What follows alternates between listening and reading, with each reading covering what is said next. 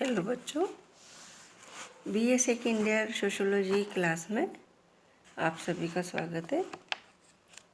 जैसा कि आप जानते हैं कि हम सेकंड पेपर पढ़ रहे थे, भारतीय समाज मुद्दे और समस्याएं।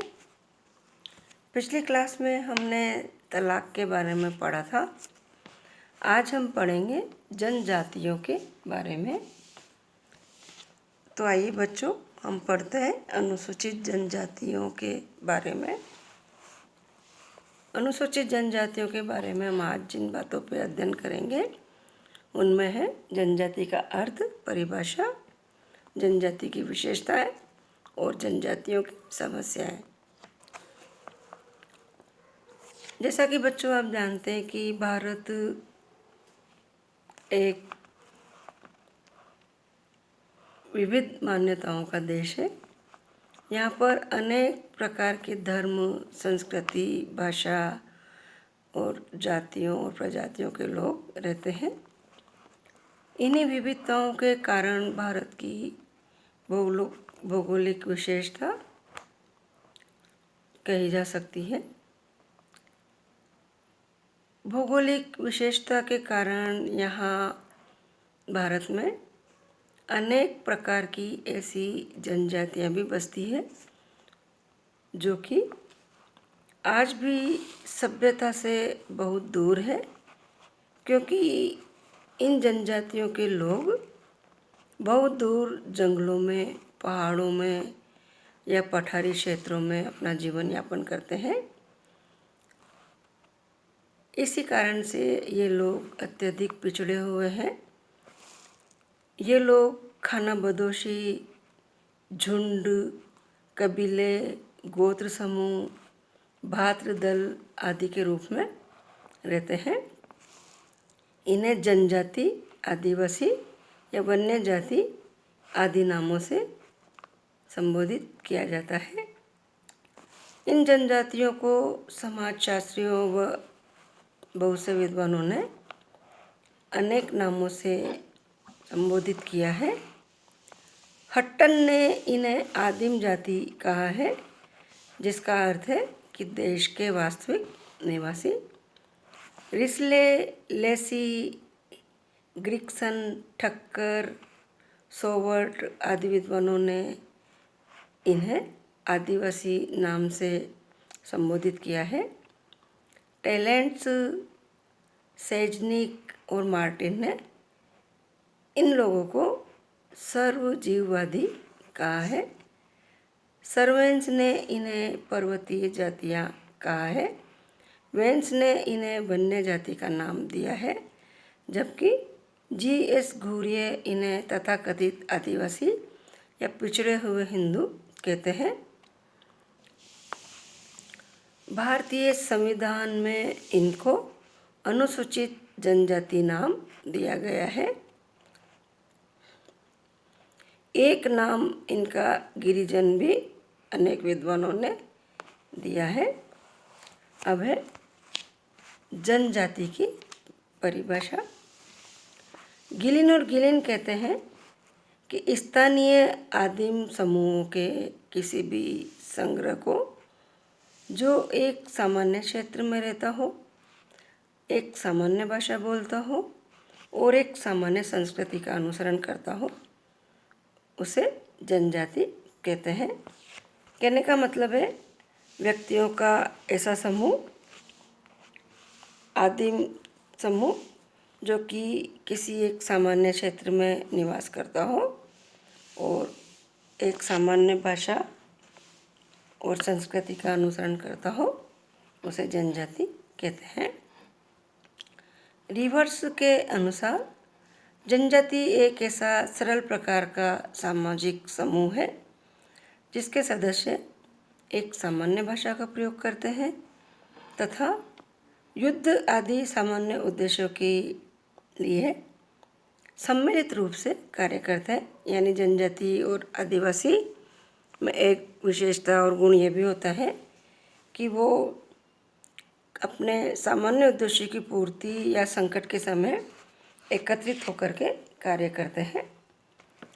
हॉबल के अनुसार एक जनजाति का एक सामाजिक समूह है या फिर जनजाति एक ऐसा सामाजिक समूह है जो एक विशेष भाषा बोलता है तथा एक विशेष संस्कृति रखता है जो उन्हें दूसरे जनजातीय समूह से अलग करती है। यह अनिवार्य रूप से राजनीतिक संगठन नहीं होता। होबल का भी कहना यही है कि जनजाति ऐसा समूह है जो एक विशेष प्रकार की भाषा बोलता है तथा एक विशेष प्रकार की संस्कृति यानी खान पान रहन सहन इनका अन्य लोगों से भिन्न होता है, लेकिन इस ग्रुप का सेम होता है। जो यही विशेषता है दूसरे अन्य जनजाति समूहों से इनको पृथक करती है। ऐसे समूहों को जनजाति कहते हैं। अब है अनुसूचित जनजाति की विशेषता है।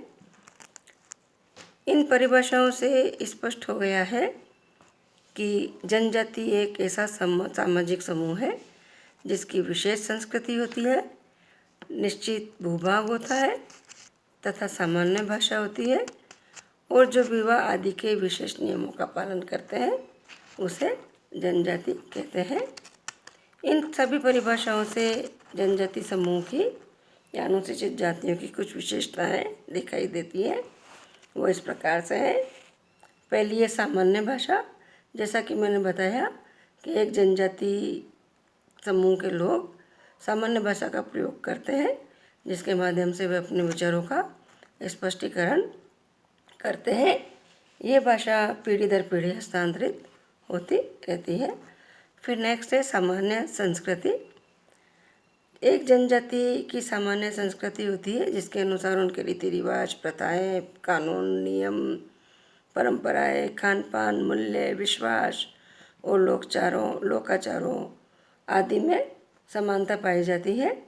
ये सभी इसका समान रूप से पालन करते हैं जिससे उनके जीवन के तरीके, व्यवहार, दृष्टिकोण सब एक समान होता है। नेक्स्ट है सामान्य भूभाग।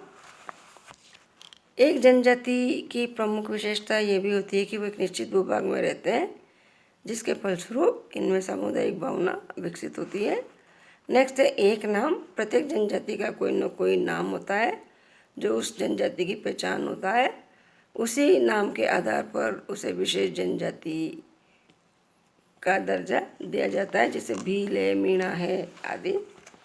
फिर नेक्स्ट है अंतर्विवाह। जनजाति की एक विशेषता ये भी होती है कि जनजाति के सदस्य सामान्यतः अपनी जाति में ही विवाह संबंध स्थापित करते हैं, है ना। नेक्स्ट है सामान्य निषेध। मजूमदार ने जनजाति की ये भी विशेषता बताई है कि एक जनजाति के सदस्य विवाह, व्यवसाय, खान पान व उद्योग आदि विषय में सामान्य निषेधों का पालन करते हैं और इनकी एक सुदृढ़ व्यवस्था इसके फलस्वरूप उनमें एक सुदृढ़ व्यवस्था विकसित होती है।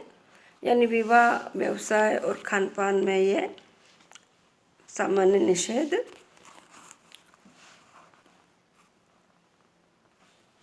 रखते हैं या पालन करते हैं। यानी विवाह अपनी जातियों में ही करते हैं, खान पान और व्यवसाय भी इनका अलग ही होता है। नेक्स्ट है राजनीतिक संगठन। प्रत्येक जनजाति का एक निश्चित राजनीतिक संगठन होता है। समाज का कोई प्रमुख अथवा वयोवृद्ध बुजुर्ग आदमी व्यक्ति उनका मुखिया होता है जिसकी आज्ञा का पालन सभी लोग करते हैं। फिर नेक्स्ट है आर्थिक आत्मनिर्भरता।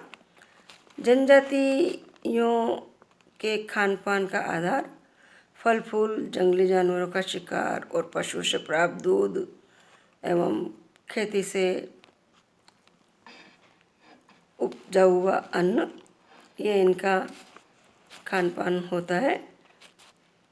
इसी कारण से प्रत्येक जनजाति अपनी आवश्यकताओं की पूर्ति स्वयं कर लेती है, क्योंकि ये कृषि पर निर्भर होती है। फल फूल, जंगली जानवरों का शिकार और पशु से प्राप्त दूध आदि से अपना जीवन यापन करती है। शिकार करना, पशुचारण, कृषि आदि साधनों से अपनी आवश्यकताओं की पूर्ति कर लेती है। इसलिए जनजाति के लोग आर्थिक रूप से आत्मनिर्भर होते हैं। नेक्स्ट है विस्तृत आकार। जनजाति की एक विशेषता ये भी होती है कि जनजातियाँ कई परिवार, कई गोत्र, भातृदल और मोइटी आदि बना करके रहते हैं। इनमें वंश समूह होते हैं, इसलिए इनका आकार संगठित होता है। नातेदारी के आधार पर इनका सामाजिक संगठन बहुत ही विस्तृत होता है। देश के विभिन्न क्षेत्रों में निवास करने वाली अनेक जनजातियाँ पारस्परिक संबंधों और इनके सामाजिक, राजनीतिक, आर्थिक व धार्मिक जीवन में होने वाले परिवर्तनों आदि का अनेक विद्वानों ने बहुत ही गहराई से अध्ययन किया है, जिनमें AP सिन्हा, बेली, सुरजीत सिन्हा, पिल्स, RK दास, राय, TC दास, गोस्वामी आदि, श्रीनिवास आदि विद्वान प्रमुख हैं। आज इतना ही, बाकी का अगली क्लास में।